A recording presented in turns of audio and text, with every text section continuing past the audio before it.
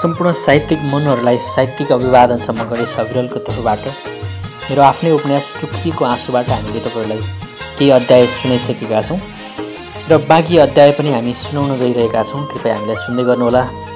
विशेष गरी मेरो युट्युब च्यानल शब्द सागरलाई पनि सब्सक्राइब गर्नबाट वञ्चित नहुनुहोला। Thank you so much. यस उपन्यासको प्रमुख पात्र प्रभातले आफ्नो वास्तविकता बताउने क्रममा प्रभातकी आमा विभिन्न शारीरिक मानसिक यातना सहन नसकेर जेलभित्रै मृत्युवरण गर्न बाध्य हुन्छन्। त्यसपछि आमाको मृत्यु भइसकेपछि उनीहरू पनि बाहिर निस्किन्छन् र उनीहरूको फेरि पनि दुःखका दिनहरू सुरु हुन्छन्। यसरी उदास र लक्ष्यविहीन सपनाहरू बोकेर कुनै स्थान नभएको यात्रा हिँड्ने क्रममा राति 9:15 बजे हामी काठमाडौँ पुगेका थियौँ। भोक प्यास र दिनभरि हिँडेको थकाइले हामी एकदमै शिथिल भएका थियौँ। उता बहिनी पनि भोक लाग्यो दाइ भनेर रुन थालिसकेकी थिए। बहिनी मात्र होइन, मेरो अवस्था पनि त्यही थियो। हाम्रो रुवाई अनि आत्माको पीडा कसले सुन्थ्यो र यो बिरानो सहरमा? हिजोको रात हाम्रो लागि कति प्यारो थियो, तर आजको रात हाम्रो लागि कति पीडादायी छ। हामी त्यो सिङ्गो आकाश ओढेर कालो पिचलाई ओछ्याउने बनाएर रातभरि मच्छरसँग पौठाजोरी खेल्दै हामीले त्यो रात निकै कठिनाइपूर्वक सामना गऱ्यौँ। जब बिहानीको सन्ध्या भयो अनि हामी पनि सारङ्गी जस्तो पेट लिएर खुम्चिएका कलिला ओठ लिएर हिँड्न सुरु गऱ्यौँ। तर हामीले जाने बाटो कतै देखेनौँ। त्यहाँ त पुरै गाडी र मान्छेको भिड थियो। त्यही मान्छेको भिडमा हामी पनि हराउन पुग्यौँ। जसरी विशाल पानीको सागरमा खोलाको पानी मिसिएर हराउँछ, त्यसै गरी हामी पनि त्यो मान्छेहरूको भिडमा हराउन पुग्यौँ। पछि हामीलाई थाहा भयो त्यो ठाउँ त काठमाडौँको रत्न पार्क भन्ने ठाउँ रहेछ। कतिपय मान्छेहरू 1270 माइल परेको मैले लुगा, घुम्रिएको कपाल, दुर्गन्ध फैलिएर काँपिरहेको शरीर लिएर माग्न बसिरहेका थिए।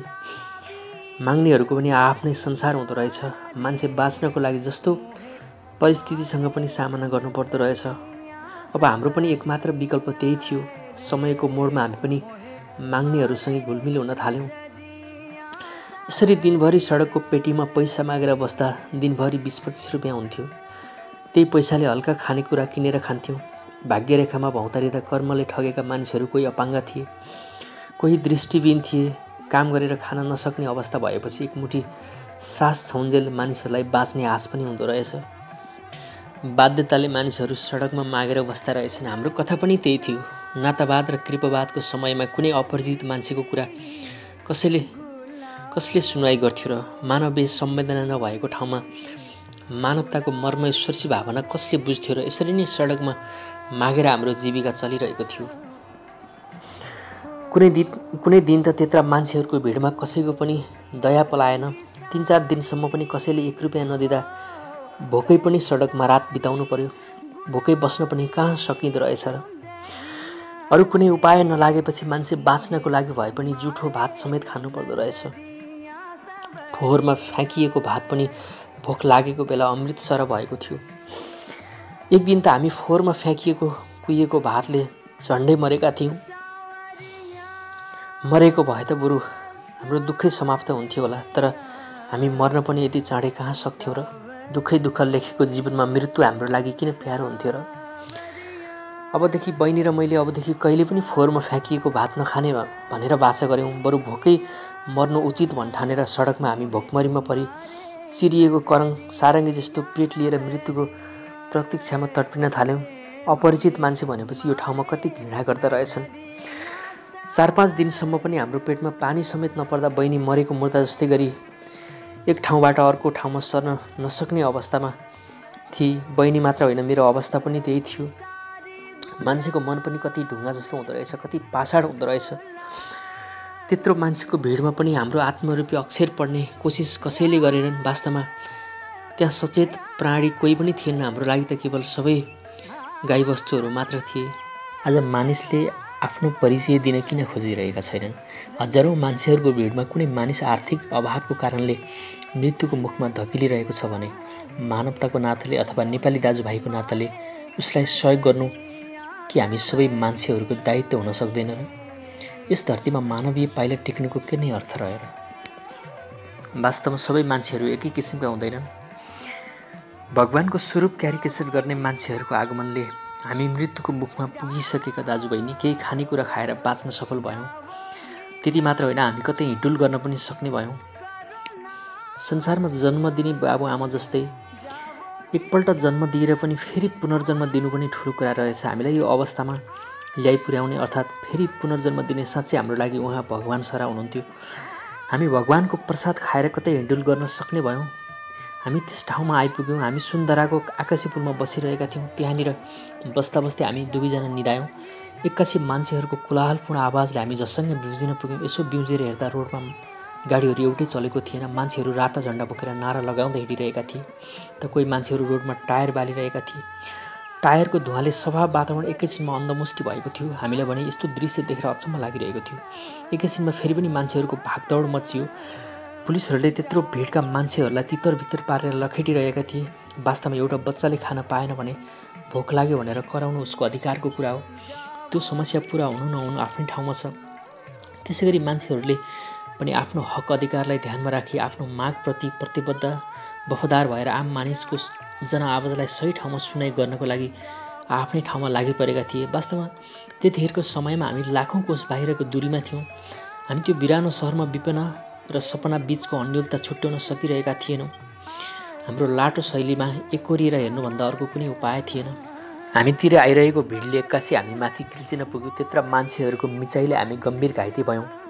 अझ मेरो बहिनीको बाल शरीर त झन् थिलथिलो भएको थियो। जसरी साँढेहरूको जुदाइले बाछाहरूको मिचाइ हुन्छ, त्यस्तै साँढेहरूको जुदाइले घाइते शरीर लिएर हामी लक्ष्यविहीन सपनालाई फलदायी बनाउन जीवनको यो असहज परिस्थितिमा हामी सहजताको बाटो अपनाइरहेका थियौँ। अचानक हाम्रो एक व्यक्तिसँग परिचय हुन गयो। एउटा अपरिचित व्यक्तिसँग परिचय हुन पनि हामीलाई निकै कठिन भइरहेको थियो। हाम्रो यो अवस्था देखेर उहाँले हाम्रो बारेमा केही कुरा जान्ने उत्सुकता देखाउनु भयो। हामीले पनि यो बिरानो सहरमा हामी जस्ता हजारौँ अबोध बालहरूको भावना बुझ्ने मानिसको आगमनले हाम्रो उज्यालो दिन उदाएर अँध्यारो जीवन ढल्किँदै गएको महसुस भयो। हामीले पनि विगतका कुरा भन्न बाँकी राखेनौँ। बाल शरीरमा देखिएका चोटहरूदेखि अनुभव गरेर उहाँले हाम्रो प्राथमिक उपचार गरिदिनु भयो। उपचार पश्चात हामी स्वस्थ रूपमा विकसित भयौँ। जतिसक्दो दुःखका दिनहरू चपाउँदै जाने क्रममा हामीलाई दुःखले निल्न सकेन, उल्टै हामीले दुःख र दर्दलाई निल्न थाल्यौँ। सुखको अनुभूतिलाई निहाल्दै यो पवित्र पाइलाहरू जब सुखको खोजीमा भौँतारिन थाले, तब हामीलाई अनुभव भयो जुन बेलामा हावाहुरी बतास धुलो मैलो पचाएर निलो आकाशमा सुनौलो सूर्यको जन्म हुन्छ, त्यसै गरी पवित्र दिनको सुरुवात हुन्छ। एक असल व्यक्तिको माध्यमबाट हामी कुनै माडेको होटलमा जुठा भाँडा माझेर जिन्दगी बिताउन थाल्यौँ। यसरी नै हामी समयको चौघेरामा रहेर दासपूर्ण जीवन गुजार्न पछि परेनौँ। दासताको पिँजडामा थुनिएर एक पेट खाना र लगाउनको लागि पनि जीवनमा सङ्घर्ष त गर्नै पर्यो। जीवनमा आशावादी रहेर काम गर्दै जाने क्रममा समय बितेको पत्तै भएन। साथीहरूसँग लिङ्क बढेपछि मेरो जीवनको मोडले अर्कै रूप लियो। जतिसक्दो मैले त्यो दासताको पिँजडाबाट मुक्ति पाउन खोजिरहेको थिएँ। उता बहिनीको इमान्दारितामा साहुहरूको विश्वासको पात्र बनेकी थिए। वास्तवमा मेरी बहिनी सानैमा बाबुआमाको सामिप्यबाट अलग हुनु परे पनि दाजुको ममताबाट कहिले अलग हुन सकेकी थिइनँ। त्यसैले दुःख के हो उसलाई राम्ररी थाहा थियो। परिश्रम र मेहनतको फल कति मिठो हुन्छ भन्ने कुरा दुःख र दर्दको घेरामा बाँधिएका मान्छेहरूलाई मात्र थाहा हुन्छ। बहिनीको इमान्दारिता र विश्वासको केन्द्रबिन्दुले जो कसैलाई पनि प्रभावित पार्थ्यो। केही समय पछाडि बहिनी एकाउन्टेन्टको रूपमा काम गर्न थाली। मैले भने अगाडि नै त्यो होटलमा काम गर्न छोडिसकेको थिएँ। सधैँ बहिनीकै कमाइमा रहेर बाँच्नु पनि त एक प्रकारको दुःखलाग्दो कुरा थियो। जीवनमा केही गर्नुपर्छ भन्ने सोचेर म पनि जागिरको खोजीमा भौँतारिन थालेँ। यसरी म कामको खोजीमा भौँतारिरहेको समयमा म सहरका केही साथीहरू पत्रिका बेचेर जीवन गुजारिरहेको थिए। अब मेरो अगाडि पनि त्यही विकल्प थियो। वास्तवमा म त्यही स्वतन्त्र पेसाको खोजीमा थिएँ। यसरी दिनभरि रत्नपार्कमा खबर आयो भनेर कराउँदा स्वर सुकेर कुनै दिन त बोल्नै नसक्नेसम्म हुनुपर्थ्यो। जति कुराहरू भन्न सजिलो छ गर्नु पनि त्यति नै गाह्रो हुँदो रहेछ। पत्रिकामा झुटा न्युज लेखेर मान्छेहरूलाई मुर्गा बनाउनु पनि एक प्रकारको रमाइलो संसार थियो। पत्रिकामा कुनै डेन्जर खालको समाचार आउने बित्तिकै साथीहरूको दौडधुप हुन्थ्यो। दिउँसो छाप्ने पत्रिकाहरूमा सत्य समाचार हुँदैन थियो। हेडलाइनमा झुटो कुरा भए पनि मान्छेहरूले टाइम पासको लागि भए पनि पत्रिका किनेर पढ्थे। यदि उनीहरूले हाम्रो पत्रिका नकिनिदिने हो भने हामी बाँच्ने आधार पनि त थिएन। संसारमा आफू बाँच्नको लागि एकले अर्कालाई ठग्नै पर्दो रहेछ।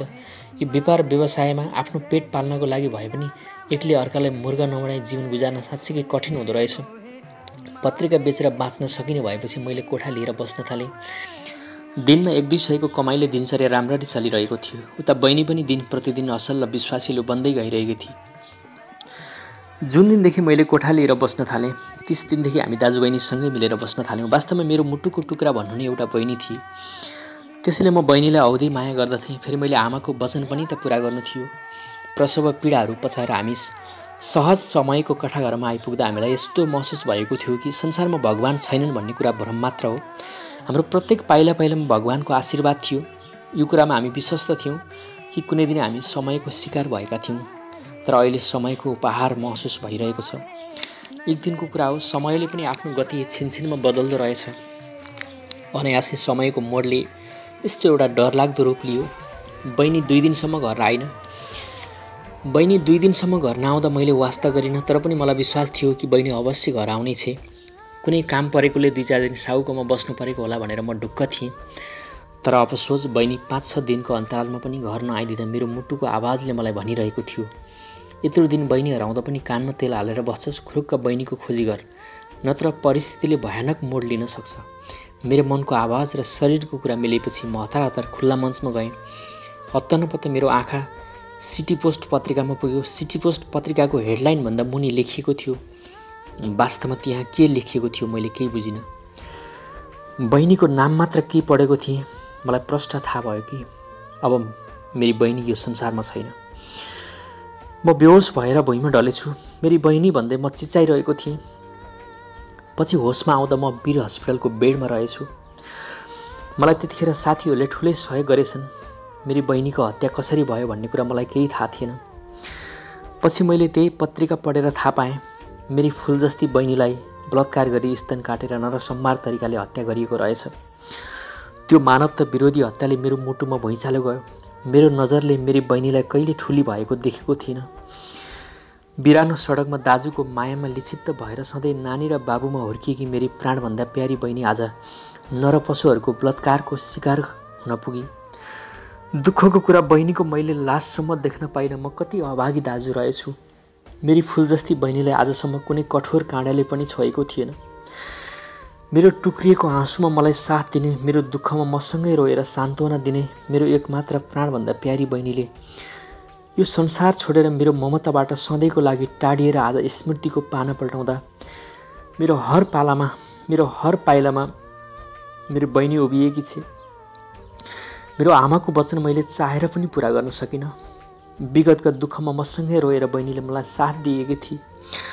तर आज म आँसुमा चुर्लुम्म डुबेको बेला, मेरो अन्तरआत्मा जलिरहेको बेला मेरी बहिनी मलाई साथ दिन सकिन। मेरी बहिनी मलाई साथ दिन किन आइन? वास्तवमा मैले यो सोच्नु भ्रम मात्रै थियो। एउटा भ्रम मात्रै थियो। आज परिस्थितिले मेरो मुटुबाट मेरी बहिनीलाई चुडालेर लग्यो र मलाई एकल काटे बनाइदियो। अब त मेरो भगवानप्रतिको आस्था पनि मरिसकेको थियो। शारीरिक पीडा सहन जति नै कठिन भए पनि मानसिक पीडा सहन झन कठिन हुँदो रहेछ। जीवनको अन्तिम खुड्किलोमा पनि स्मृतिको घाउ बनेर दुखिरहँदो रहेछ।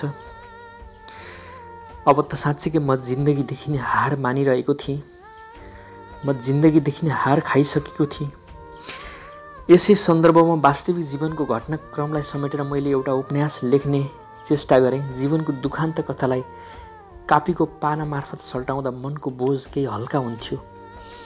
वास्तवमा जुन कुरा नहुनु पर्ने थियो त्यो कुरामा दैवको षड्यन्त्र भइसकेपछि यहाँ कसको के नै लाग्दो रहेछ र।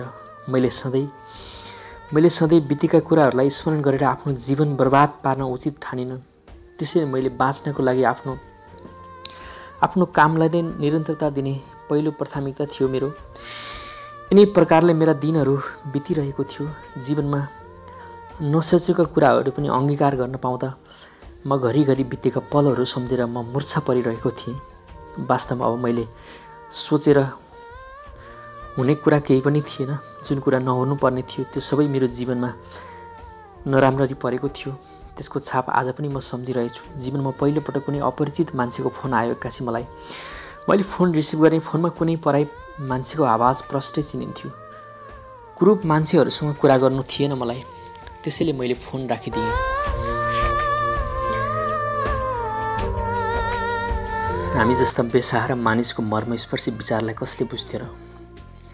यताका आइमै मान्छेहरूदेखि मलाई घृणा लागेर आउँथ्यो।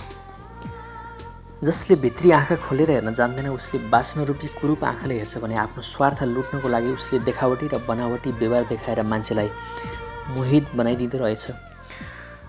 अनुहार हेरेर आत्मरूपी अक्षर पढ्न कहाँ सजिलो थियो र। संवेदनाविहीन परिवेशले मलाई पनि त्यही ठाउँको पाठ सिकाउँथ्यो। समयसँगै मान्छेको मन परिवर्तन हुनु नौलो कुरा थिएन। मेरो विचारले पनि अर्कै मोड लिन थाल्यो। जीवनमा पहिलो पटक कुनै पराई केटीसँग मैले यति नजिकै कुरा गरेको थिएँ। वास्तवमा मलाई फोन गर्ने त्यही केटी थिए जुन केटीसँग मैले कठोर वचन दिएर फोन राखिदिएको थिएँ। उसले मेरो वास्तविक जीवनको उपन्यास पढ्ने सौभाग्य प्राप्त गरेछ। उसलाई मैले अरू आइमाईहरूसँग तुलना गर्नु थिएन। वास्तवमा ऊ मैले सोचेको भन्दा पृथक मान्छे थिए। कुरै कुरामा हामीबीच औपचारिक परिचय भयो। उसका दिलबाट निस्केका घतलाग्दा सङ्गीत सुनेर म एकोरिसकेको थिएँ। म चाहन्थेँ यसरी नै मेरो नजिक बसेर मसँग उसले मिठा मिठा कुरा गरिरहोस्। उसको औपचारिक शिक्षाले मलाई यस्तो महसुस भएको थियो कि म असल गुरुको उपदेशलाई ग्रहण गरिरहेछु। वास्तवमा उनी मेरो अँध्यारो जीवनको उज्यालो क्षितिजमा चम्किरहने बिहानीको सन्ध्या थिइन्, केवल सन्ध्या। त्यतिखेर मलाई यस्तो महसुस भएको थियो कि सन्ध्या र प्रभातबीच कुनै रगतको नाता छैन, छ त केवल हृदयको भवसागरमा उब्जिने पवित्र प्रेमको नाता छ। आज मेरो हृदयको एक छेउमा नाम लेखेर भगवानको शरण पर्न गएकी मेरी बहिनीको आशीर्वादले सन्ध्याको आगमनमा उपस्थित भएर फेरि पनि खुसी ल्याइदिएको छ। त्यतिखेर मलाई यस्तो लागिरहेको थियो हामी एकअर्कालाई आत्मिक प्रेम गर्छौँ। प्रेमको कल्पनामा गीत लेखेर निदाउँदा, मिठो सपनामा रोएर विपनामा मन हलुका बनाउँदा मनको गहिराईबाट उत्पन्न भएको एउटा आगो थियो, जुन आगो हामी दुईजनाको हृदयमा बिस्तारै फैलिरहेको थियो।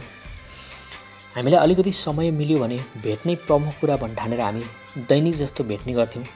यस्तो प्रकारको भेटघाटले झन् हामीलाई नजिक रहन मद्दत पुर्याउँथ्यो। चरको घाममा रुखको शीतलता तापेर मिठा मिठा कुरा गर्न राजी भइसकेपछि यस्तो एकान्त अनि सुनसान ठाउँमा दुई आत्मा मिल्नुको मजा नै फरक हुँदो रहेछ।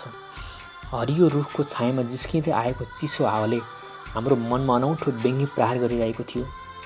प्रफुल्लित मनमा उब्जिएर पोखिएका भावनात्मक आकर्षकहरूलाई जुनको अमुक टहकले चम्काइरहेको थियो। अँध्यारोमा चम्किरहने जुनको टहकले मनमा प्रष्टसँग नदेखिए पनि आफ्नो अङ्गालोमा बेरिएको प्रतिबिम्बलाई तिरमिरी आँखाको धमिलो ज्योतिले हिराको हार झैँ टल्किरहेको देख्दथ्यो। भावनाको आधी तुफानले सन्ध्याको शरीरमा आगो लागेको थियो। सन्ध्याको आँखाको भावले बताइरहेको थियो कि गुलाबी ओठको मायाको स्पर्श पुग्न अति नै व्याकुल भइरहेकी छिन्। कपालको तातो बास्नाबाट चिप्निँदै जाँदा र उनको ओठसम्म आइपुग्दा सन्ध्याको तल्लो ओठमा देखिएको तातोपनले मेरो छातीको आकर्षक रौँले हामी दुवैजनाको तातो सास एक आपसमा मिसिएको थियो। भावनाको संसारमा हरेक कुरा दबेको हुँदो रहेछ।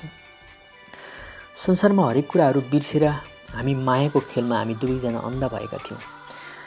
हाम्रो शरीरको प्रत्येक अङ्ग बास्नाको आगोमा जलिरहेको थियो। वास्तवमा यी सबै कुरा प्रकृतिको देन थियो। हामी कुनै पनि कुराको योजना बनाएर गर्दैन थियौँ। यी सबै कुरा आफसे आफ हुन्थे। मायाको आनन्दमा उनको आँखामा तैरिएको आँसु मधुरो आनन्दको दृश्यमा अन्तिम उपहार स्वरूप खसेको थियो। एम्बिरितको समयमा दौडिरहेको बेला प्रेमको भुमरीमा परि सन्ध्या गर्भवती हुन पुगिन्। हामी बीचको प्रेम सम्बन्ध वैवाहिक जीवनमा समायोजन हुने कुरा निश्चित भएको थियो। समय आफ्नै गतिमा बितिरहेको थियो। नेपाली जनहरूको महान चाडपर्व दसैँ पर्व पनि नजिकै आइरहेको थियो। यसै समयमा मलाई सिन्धुलीबाट चिठी आयो। हत्तनपत्त चिठी खोलेर हेरेँ, बुबाले पठाउनु भएको रहेछ। बुबाले कान्छी श्रीमती ल्याएर फेरि आफ्नै जन्मस्थलमा घरजम गरेर बस्न थाल्नुभएछ। मलाई यो कुरा थाहा थिएन। हामी सानै छँदा बुबा माओवादी पार्टीमा लागेर एकपटक पनि घर आउनु भएको थिएन। बुबाकै कारणले गर्दा हामीले हाम्रो गाउँ छोड्नु परेको थियो। वास्तवमा हाम्रो लागि बुबा पराई हुनुभयो।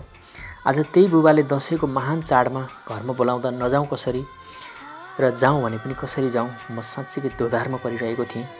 बुबा हामीबाट अलग भएपछि लगन पछिको पोतेको कुनै काम थिएन। तैपनि वर्षसम्म पनि बुबासँग भेट नहुँदा आज धेरै समयको अन्तरालपछि बुबासँग भेट्नु हुने कुराले मनमा कता कता खुसी लागिरहेको थियो। त्यसैले मैले बुबाको अनुरोधलाई अस्वीकार गर्न सकिनँ। त्यसपछि सन्ध्यासँग सरसल्लाह गरेर म पुरानो जन्मस्थल सिन्धुलीतर्फ जान तयार भएँ। बहिनी र आमा गुमाउनु पर्दाको पीडाले मनमा नरमाइलो महसुस भइरहेको थियो। सधैँ बितिसकेको कुराहरूमा अल्झिएर आफूलाई झन् कमजोर बनाउनु पनि त थिएन। तसर्थ मैले प्यारी सन्ध्यालाई 2-4 दिनमा फर्किन्छु भन्ने मिठो वचन दिएर फुलपातीको दिनमा काठमाडौँको नाइट बस चढेर सिन्धुलीतर्फ प्रस्थान गरेँ। बिहान 4 बजे नै सिन्धुली पुग्दा मेरो शरीरमा एक किसिमको शारीरिक तनाव उत्पन्न हुन्छ। अन्जानमा ज्वरो आएर ग्रस्त हुँदा म गाउँ जान सक्ने अवस्थामा हुँदिनँ त्यतिखेर। त्यसैले म सिन्धुली हस्पिटलमा उपचारको लागि भर्ना भएँ। डाक्टरको भनेअनुसार 3-4 दिन हस्पिटलमा बस्नुपर्ने भयो। भर्ना भएको 3 दिन पछाडि मेरो स्वास्थ्यमा केही सुधार आउन थाल्यो। उपचार पश्चात म गाउँतर्फ प्रस्थान गर्छु। विजया दशमीको दिन गाउँघरमा निकै चहल पहल थियो। बडा दशैंको अवसरमा दशैंको टीका थाप्ने मान्छेहरूको बाटोमा ओहोर दोहोर निकै बढिरहेको थियो। धेरै समयको अन्तरालपछि गाउँ फर्किन पाउँदा मलाई एकदमै खुसी लागिरहेको थियो। बुबा र कान्छी मम्मीको सहभागितामा नवदुर्गा भवानीको आशीर्वाद लिन म निकै आतुर थिएँ। जन्म दिने आमाले छुटेर गए पनि आज आफ्नै आमा नभए पनि मनभरि उमङ्ग लिएर विजय दशमीको पवित्र दिनमा बुबा मम्मीको तस्बिर हेर्न म निकै आतुर थिएँ। आज त्यो दिन पनि पुरा भए जस्तो लाग्यो। मेरो पाइलाहरू निरन्तर गन्तव्य भेट्न लम्किरहेका थिए। जब गन्तव्यको बोझ समाप्त भएर मेरो घरको सुन्दर आँगनमा म पाइला टेक्न सफल हुन्छु, म त्यो धरातलमा के उभिन मात्र लागेको थिएँ। मैले त्यहाँ यस्तो दृश्य देखेँ, कति डरलाग्दो विडम्बना। जसरी दशैंमा खसी मार हानेर मरेको खसी अर्धमूर्छित रूपमा छटपटिन थाल्छ, त्यसै गरी मेरो बुबा मम्मीको लास पनि अर्धमूर्छित रूपमा रगतको पोखरीमा डुबेर छटपटिरहेको थियो। मेरो बुबा मम्मीको अनुहार मैले प्रष्टसँग त देख्न सकिनँ, किनकि रगतका फाल्साहरूले पुरै अनुहार छोपिएको थियो। कस्तो विडम्बना आइपर्यो। विजय दशैंको दिन बुबा मम्मीको लास रगतको भेलबाडीमा डुबेको बेला के यस्तो हृदय विदारक अवस्था हेर्नु नै मेरो वर्षौं पछिको धैर्यताको फल थियो त? मैले आफूले प्रश्न गर्न थालेँ। मलाई संसार भाँसिएको भान भयो कि आज साँच्चीकै यो अवस्था हेर्नको लागि म वर्षौंदेखि तडपिरहेको थिएँ त? गाउँलेहरूले मलाई त्यतिखेर साथ दिएनन्। वास्तवमा गाउँलेहरूकै सुराकीमा प्रहरीद्वारा मेरो बुबा मम्मीको हत्या भएको थियो। दशैं मान्न आएको मौका छोपी विजय दशमीको पवित्र दिनमा मानिसको हत्या गर्ने हत्याराहरूको कुनै अत्तोपत्तो थिएन। दशैंको खसी मार हानेर हत्याराहरू फरार भएका थिए। मलाई स्पष्टसँग थाहा थियो कि मेरो बुबा मम्मीको हत्या प्रहरीले गरेको हो भन्ने कुरा। यसमा कुनै दुईमत थिएन। म एकछिन बुबा मम्मीको लासको छेउमा बसेर मौन भाषामा रुन थालेँ। आखिर रोएर नै समस्याको हल त कहाँ हुन्थ्यो र? जे नहुनु थियो त्यो भइसकेको थियो। वास्तवमा यो मेरो जीवनको तेस्रो वज्रपात थियो। वज्रपातले भरिएको जीवनमा यस्ता सयौं वज्रपात सहनु मेरो जीवनको नियति थियो, जुन नियति आजसम्म मैले भोग्दै आइरहेको छु। जुन कुरो मैले आजसम्म भोग्दै आइरहेको छु, मलाई त्यतिखेर गाउँलेहरूले मद्दत दिएनन्। उल्टै बलिरहेको आगोमा घिउ थप्ने काम गरे। मैले नचाहँदै पनि त्यो बुबा मम्मीको लासलाई सही निकास लगाउनै पर्थ्यो। मैले त्यही आँगनमा अर्धमूर्छित भएको शरीरमा मट्टी तेल खनाएर आगो लगाइदिएँ। घरको छानो उदारेर दशैंमा बङ्गुर पोले जसरी भौतिक शरीर धुवाँको पत्तेलमा डढ्न थाल्यो। बुबा मम्मीको हत्याले शोकाकुल बनाएको बेला अनाहकमा आएर मलाई पुलिसले गिरफ्तार गर्यो। मैले अडिक भएर भने, मेरो बुबा मम्मीको हत्यारालाई नचिनेर तपाईँहरू उल्टै मलाई किन दोषी देख्नुहुन्छ?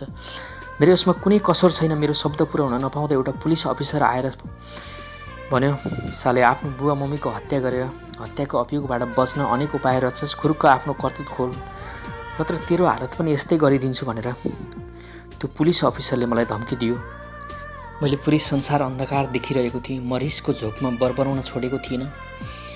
तिमीहरूले मलाई हत्यारा साबित गराएर एउटा निर्दोष व्यक्तिलाई अपमानपूर्वक नर्कतिर धकेल्दैछौ।